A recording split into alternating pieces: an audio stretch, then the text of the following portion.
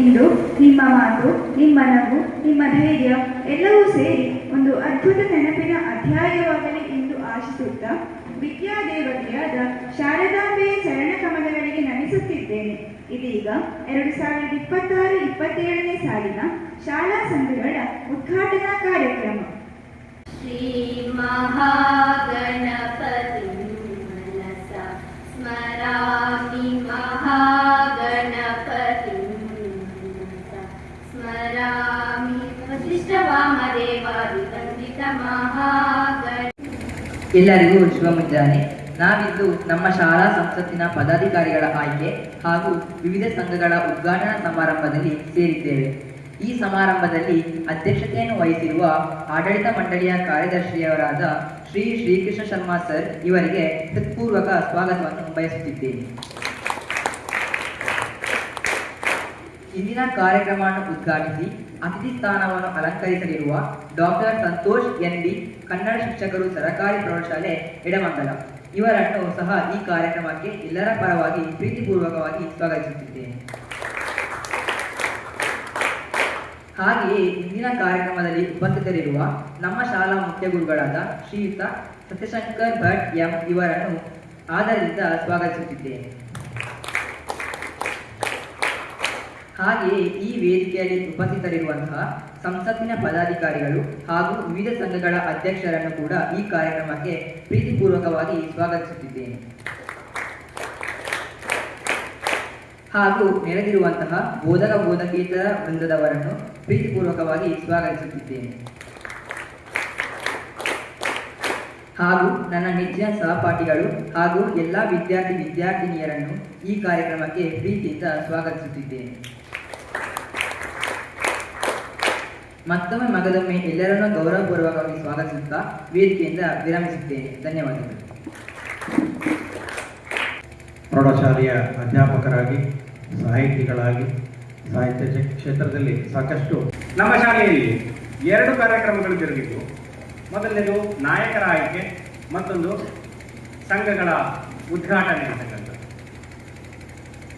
ನಾಯಕರ ಆಯ್ಕೆ ಮಾಡ್ತಕ್ಕಂಥದ್ದು ಪ್ರಜಾಪ್ರಭುತ್ವ ವ್ಯವಸ್ಥೆ ಇರುವ ದೇಶದಲ್ಲಿ ಬಹು ಮುಖ್ಯವಾದಂತಹ ಒಂದು ಅಂಶ. ಪ್ರಜಾಪ್ರಭುತ್ವ ಅಂದ್ರೆ ಪ್ರಜೆಗಳೇ ಪ್ರಭುವಾಗಿರುವ ಮಾದರಿ ಅಂತ. ಇಲ್ಲಿ ನಿಮ್ಮ ಶಾಲೆಗೆ ಒಬ್ಬ ನಾಯಕ ಆಯ್ಕೆ ಆಗಿದ್ದಾನೆ ಅಂತಂದ್ರೆ ಅದು ನಿಮ್ಮೆಲ್ಲರ ಅಭಿಪ್ರಾಯ ಆಗಿದೆ. ಎಲ್ಲ ಆಗಬೇಕು ಅಂತ ಆಲೋಚನೆ ಮಾಡಿ 10th ಮುಗಿದ ಕೂಡಲೇ ಆರ್ಟ್ಸಿಗೆ ಹೋಗಿ ಸೇರ್ಕೊಂಡ್ರೆ PUC ನಲ್ಲಿ ಡಾಕ್ಟರ್ ಆಗ್ಲಿಕ್ಕಾಗುತ್ತಾ? ಇಲ್ಲ. ಕೇವಲ ಗುರಿ ನಿರ್ಧಾರ ಮಾತ್ರ ಮುಖ್ಯ ಅಲ್ಲ, ಅದಕ್ಕೆ ತಲುಪುವ ದಾರಿ ಕೂಡ ನಿಮ್ಗೆ ಗೊತ್ತಿರಬೇಕು. ನಾನು ಡಾಕ್ಟರ್ ಆಗ್ಬೇಕಂತ ನಿರ್ಧಾರ ಮಾಡಿದ್ದೇನೆ ಅಂತ ಹೇಳಿ ಸುಮ್ಮನೆ ಕೂತ್ರಾಗೋದಿಲ್ಲ. ಅದಕ್ಕೆ ದಾರಿ ಹೇಗೆ ಅನ್ನೋದು ನಿಮ್ಮ ತಲೆಯಲ್ಲಿ ಒಂದು ನೀರಿನ ಖಾತೆ ಬ್ಲೂ ಪ್ರಿಂಟ್ ಇರಬೇಕು. ಏನು ಮಾಡಬೇಕು, ಯಾವುದನ್ನು ಓದಬೇಕು, ಎಷ್ಟನ್ನ ಓದಬೇಕು, ಹೇಗೆ ಓದಬೇಕು, ಎಲ್ಲವೂ ತಿಳಿದಿರಬೇಕು. ನಿರ್ದಿಷ್ಟವಾಗಿ ಇಂಥದ್ದೇ ಸಂಘ ಸೇರ್ಬೇಕಂತಿಲ್ಲ. ಸಾಹಿತ್ಯ ಸಂಘವೋ, ವಿಜ್ಞಾನ ಸಂಘವೋ, ಕಲಾ ಸಂಘವೋ ಯಾವುದಕ್ಕೂ ಸೇರ್ಕೊಳ್ಳಿ. ಅದರಲ್ಲೇ ಒಂದು ಸಾಧನೆಯನ್ನ ಮಾಡುವ ಪ್ರಯತ್ನವನ್ನು ಮಾಡಬೇಕು. ಮತ್ತೆ ಕೊನೆಯದಾಗಿ SSLC ಮಕ್ಕಳಿಗೆ ಒಂದು ಕಿವಿ ಮಾತು. ಈ SSLC ಮುಗಿಯುವ ಹಂತ ಬಂದಾಗ ಮತ್ತೆ SSLC ಮುಗಿದು PUCಗೆ ಸೇರುವಾಗ ಬಹಳಷ್ಟು ಜನ ಕೇಳಲಿಕ್ಕಿದೆ, ಏನ್ ಮಾಡ್ಲಿ ನೆಕ್ಸ್ಟ್, ಯಾವುದು ಒಳ್ಳೆ ಕೋರ್ಸ್? ಇದು ಬಹಳ ದೊಡ್ಡ ಪ್ರಶ್ನೆ. ಅದು ಯಾವುದು ಒಳ್ಳೆ ಕೋರ್ಸ್ ಅಂತ ಆಗ ನಮ್ಮ ಸಮಾಜ ನಿರ್ಧಾರ ಮಾಡೋದು ಹೇಗೆ ಅಂದ್ರೆ, ನಿಂದು 500ಕ್ಕಿಂತ ಹೆಚ್ಚು ಮಾರ್ಕ್ ಇದೆಯಾ ಸೈ, 400ಕ್ಕಿಂತ ಹೆಚ್ಚು ಮಾರ್ಕ್ ಇದೆಯಾ ಕಾಮರ್ಸ್, 300ಕ್ಕಿಂತ ಹೆಚ್ಚು ಅಂದ್ರೆ ಪಾಸಾ, ಹಂಗಾದ್ರೆ ಆರ್ಟ್ಸ್ಗೆ ಲಾಯಕ್. ಹೀಗೆ ನಿಜವಾಗಿ ಅದಲ್ಲ. ಈಗ ನೋಡಿ, ನಮ್ಮ ದೇಶದ ಬಹುದೊಡ್ಡ ಸಾಧಕರು ಅಂತ ಯಾರಿದ್ದಾರೋ, ದೊಡ್ಡ ದೊಡ್ಡ ಆಫೀಸರ್ಗಳಂತ ಯಾರಿದ್ದಾರೋ ಆರ್ಟ್ಸಿನವರೇ ಹೆಚ್ಚಿದ್ದಾರೆ. ನಿಜವಾಗಿ ಇಲ್ಲಿ PUC ನಲ್ಲಿ ಆರ್ಟ್ಸಿಗೆ ಸೇರ್ತಾ ಇರೋರೆಲ್ಲರೂ ನಾನು ದಡ್ಡ, ಹಾಗಾಗಿ ಆರ್ಟ್ಸ್ ಅಂತ ಸೇರಿಕೊಂಡವ್ರೆ. ಆದ್ರೆ ಸಾಧಕರ ಲಿಸ್ಟ್ ನೋಡ್ತಾ ಹೋದ್ರೆ ಅವ್ರಿಗೆ ಹೆಚ್ಚಿರ್ತಾರೆ. ನಾವು ಯಾವುದು ಕೋರ್ಸ್ ತಗೊಂಡು ಅನ್ನೋದು ಮುಖ್ಯ ಅಲ್ಲ, ಅದನ್ನ ಹೇಗೆ ಬಳಸ್ಕೊಂಡು ಅನ್ನೋದು ಮುಖ್ಯ. ಅದರಲ್ಲಿ ಏನ್ ಮಾಡ್ದು ಅನ್ನೋದು ಮುಖ್ಯ. ನಾವು ಯಾವುದೇ ಕ್ಷೇತ್ರಕ್ಕೆ ಹೋಗ್ಲಿ ಅದರಲ್ಲಿ ವಿಶೇಷತೆಯನ್ನ ಕಾಣಬೇಕು. ಇಂಥದ್ದೇ ಕೋರ್ಸಿಂದ ನಾನು ಉತ್ತಮ, ನನ್ನ ಬದುಕು ಉತ್ತಮ ಆಗ್ತದೆ ಅಂತಲ್ಲ. ನಾವು ಹೇಗೆ ಅದರಲ್ಲಿ ಪ್ರಯತ್ನ ಮಾಡಿದೋ ಅನ್ನೋದ್ರ ಮೇಲೆ ನಮ್ಮ ಬದುಕು ಉತ್ತಮ ಆಗ್ತದೆ. ಒಂದು ಕಸ ಗುಡಿಸುವ ಕೆಲಸ ಮಾಡಿದ್ರು ನಾನು ಜಗತ್ತಲ್ಲಿ ನಂಬರ್ 1 ಕಸ ಗುಡಿಸುವನಾಗಬೇಕು.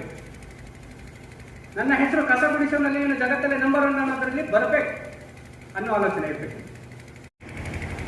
ಶಾಲೆಯ ಒಬ್ಬ ನಾಯಕನನ್ನ ನೀವು ಆಯ್ಕೆ ಮಾಡುವಾಗ ಯೋಚನೆ ಮಾಡ್ತೀರಿ, ಯಾರು ನಾಯಕ ಆದ್ರೆ ನಮ್ಮ ಸಮಸ್ಯೆಗಳನ್ನ ಬಗೆಹರಿಸಬಲ್ಲ, ನಮ್ಮ ಸಮಸ್ಯೆಗಳ ಬಗ್ಗೆ ಚರ್ಚಿಸಬಲ್ಲ, ಇದನ್ನ ಆಲೋಚನೆ ಮಾಡ್ತೀವಿ. ಬಹಳಷ್ಟು ಜನ ನನ್ನ ಫ್ರೆಂಡ್ ಇದ್ದಾನೆ ಹಾಗಾಗಿ ಅವನನ್ನು ಆಯ್ಕೆ ಮಾಡೋಣ ಅಂತಲೂ ಮಾಡಿರ್ಬೋದು. ಆದರೆ ಆಯ್ಕೆ ಮಾಡಿದ ನಂತರವೂ ಒಂದು ಆಲೋಚನೆ ಬಂದಿರಬಹುದು ನಿಮಗೆ, ಅಥವಾ ಬರಬಹುದು, ನಾನು ಈತನನ್ನು ಆಯ್ಕೆ ಮಾಡೋ ಬದಲು ಆತನನ್ನು ಆಯ್ಕೆ ಮಾಡಬೇಕಿತ್ತು ಅನ್ನೋ ಆಲೋಚನೆ ಏನಾದರೂ ಬಂದ್ರೆ ನೀವು ಮುಂದೆ ಒಳ್ಳೆ ಪ್ರಜೆ ಆಗ್ತೀರಾ, ಒಂದು ಉತ್ತಮ ಪ್ರಜೆ ಆಗ್ತೀರಾ ಸಮಾಜಕ್ಕೆ ಅಂತ. ಯಾಕೆಂತಂದ್ರೆ ಈಗ ನೀವು ಸ್ನೇಹಿತ ಅಂತ ಆಯ್ಕೆ ಮಾಡಿದಾಗ ನೀವು ಕಂಡುಕೊಂಡಂತಹ ಸಮಸ್ಯೆಗಳು ಮುಂದೊಂದು ದಿನ ನಮ್ಮ ಶಾಸಕರನ್ನು, ನಮ್ಮ MP ಯನ್ನು ಆಯ್ಕೆ ಮಾಡುವಾಗ ನಮ್ಮ ನೆಂಟರು ಅಂತನೋ ಪರಿಚಯದವರು ಅಂತನೋ ಆಯ್ಕೆ ಮಾಡಿದ್ರೆ ಇದೇ ಸಮಸ್ಯೆ ಅಲ್ಲೂ ಬರ್ತದೆ. ಹಾಗಾಗಿ ನಾವು ನಮ್ಮ ನಾಯಕನನ್ನ ಆಯ್ಕೆ ಮಾಡುವಾಗ ಅನುಸರಿಸಬೇಕಾದ ಮಾನದಂಡಗಳೇನು ಅನ್ನೋದನ್ನ ನಾವಿಲ್ಲೇ ಕಲ್ತ್ಕೊಂಡು ಹೋದಾಗ ಅದರ ಬಗ್ಗೆ ಆಲೋಚನೆ ಮಾಡಬೇಕಾಗ್ತದೆ. ಇದರಿಂದ ಒಂದು ಯಶಸ್ವಿ ಪ್ರಜಾಪ್ರಭುತ್ವ ದೇಶದಲ್ಲಿ ನೆಲೆಗೊಳ್ಳುತ್ತದೆ, ಪ್ರಜೆಗಳು ಪ್ರಭುವಾಗುವ ಸಂದರ್ಭ ಬರುತ್ತೆ. ಇಲ್ಲಿ ಬಹುಮುಖ್ಯವಾಗಿ ನನ್ನನ್ನು ಆಹ್ವಾನಿಸಿರೋದು ಅಂತಂದ್ರೆ ಅದರ ಉದ್ಘಾಟನಾ ಕಾರ್ಯಕ್ರಮ. ಇದೆರಡೂ ಕಾರ್ಯಕ್ರಮ ಈಗ ವಿದ್ಯುಕ್ತವಾಗಿ ಉದ್ಘಾಟನೆಗೊಂಡಿದೆ. ಕನ್ನಡ ಭಾಷಾ ಪಂಡಿತರಾದ ಸಂತೋಷ್ SP ಅವರು ಅತ್ಯಂತ ಪ್ರಾಂಜಲ ಮನಸ್ಸಿನಿಂದ ಕಾರ್ಯಕ್ರಮವನ್ನು ಉದ್ಘಾಟಿಸಿದ್ದಾರೆ ಅಂತ ಹೇಳುವುದಕ್ಕೆ ಸಂತೋಷವನ್ನು ವ್ಯಕ್ತಪಡಿಸಿದ ಮುಂಜಾನೆ ಡಾಕ್ಟರ್ ಸಂತೋಷ್ SP ಇವರು ಹಾಸನ ಜಿಲ್ಲೆ ಹೊಳೆನರಸೀಪುರದವರು. ಬಾಲ್ಯದಲ್ಲಿಯೇ ಸಾಹಿತ್ಯ ಬರವಣಿಗೆಯ ಬಗ್ಗೆ ವಿಶೇಷ ಅಭಿರುಚಿ ಹೊಂದಿದ್ದ ಇವರು MA, B.Ed, MPhil ಪದವಿ ಪಡೆದಿರುತ್ತಾರೆ. ಕೊಡಗಿನ ಇತಿಹಾಸ ಆಧಾರಿತ ಕಾದಂಬರಿಗಳು ಎನ್ನುವ ವಿಷಯದಲ್ಲಿ ಡಾಕ್ಟರೇಟ್ ಪದವಿ ಪಡೆದ ಇವರು ನಮ್ಮ ಜಿಲ್ಲೆಯ ಹೆಸರಾಂತ ಸಾಹಿತಿಗಳು. ಕಾವ್ಯಕಡಲು ಇವರ ಪ್ರಮುಖ ಕವನ ಸಂಕಲನ. ಭಾರತದ ಇತಿಹಾಸ ಇದು CET ಪರೀಕ್ಷೆಗಳಿಗೆ ಸಂಬಂಧಿಸಿದಂತೆ ಇವರು ಬರೆದ ಪ್ರಮುಖ ಕೃತಿಯಾಗಿದೆ. ಧನ್ಯವಾದಗಳು. ನನ್ನ ಅಧ್ಯಕ್ಷತೆಯನ್ನು ವಹಿಸಿ ನಮಗೆ ಶುಭ ಹಾರೈಸಿದ ನಮ್ಮ ಶಾಲಾ ಆಡಳಿತ ಮಂಡಳಿಯ ಕಾರ್ಯದರ್ಶಿಗಳಾದಂತಹ ಶ್ರೀಕೃಷ್ಣ ಶರ್ಮಾ ಸರ್, ತಮಗೆ ನಿಮ್ಮೆಲ್ಲರ ಪರವಾಗಿ ಧನ್ಯವಾದಗಳು.